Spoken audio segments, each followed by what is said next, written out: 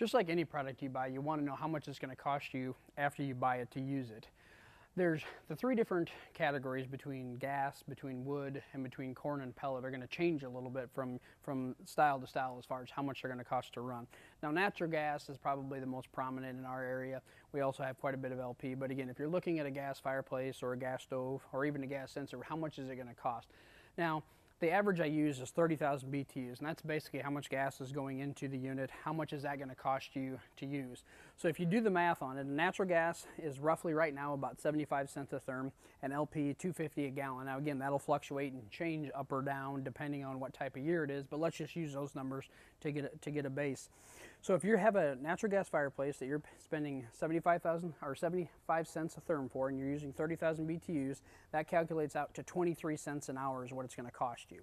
Now, if you have that same unit, but you're burning LP in it, again, at $2.50 a gallon, it's going to cost you 81 cents an hour to use. So you can see there's quite a bit of difference between burning natural gas and LP. Now, again, you really don't have much of a choice between the two, though, because it all depends on what's hooked up to your house. Now, when you're burning wood and how much is wood going to cost, wood is always a little tougher because, again, are you buying it from somebody that they're bringing it to your house, or are you cutting and splitting and everything else like that?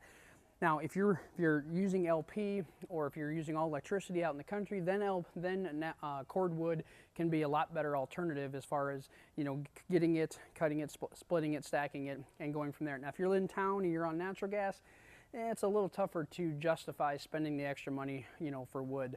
Now, the last one is going to be biomass, or either corn or pellet. Now, those are a little bit tougher too, again, depending on where you're buying it and how you're buying it. The two main ways you can buy wood pellets or corn are going to be if you buy them in bulk, so you buy them by the ton, or you buy them in bags.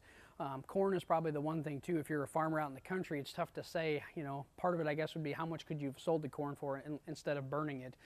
But again, whenever you're looking at those two, it's going to be basically how much is it going to cost for a 40-pound bag, and how much is that going to cost you to burn.